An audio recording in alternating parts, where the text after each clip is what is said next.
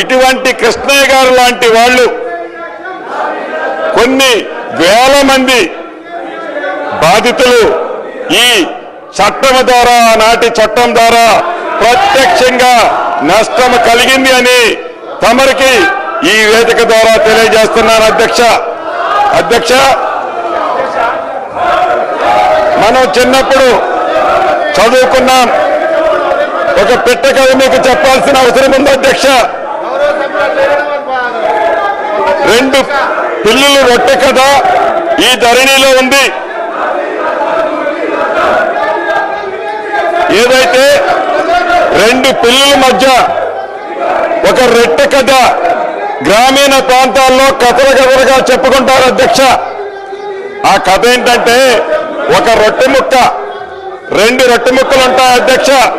ఆ రొట్టె ముక్కలో ఒక పిల్లి ఆ సైజ్ ఎక్కువ ఉందని, ఇంకొక పిల్లి ఈ సైజ్ ఎక్కువ ఉందని కోతి పంచాయతీ చేస్తుంది అధ్యక్ష. చివరికి 2 పిల్లుల్ని కాదని ఆ 2 రొట్టె ముక్కలని ఆ కథలో కోతి తిన్నట్లే ఈ ధరణి కాన్సెప్ట్ ని పెట్టి తెలంగాణ రాష్ట్రంలో ఉండే దళిత, గిరిజన, మైనారిటీ, బీసీల వేలాది ఎకరాల భూములని ఆనాటి పెద్దలు కోతి సామెతలాగానే తన్నుకుపోయారు అధ్యక్ష. ఈ ధరణిని పెట్టి అదే రకంగా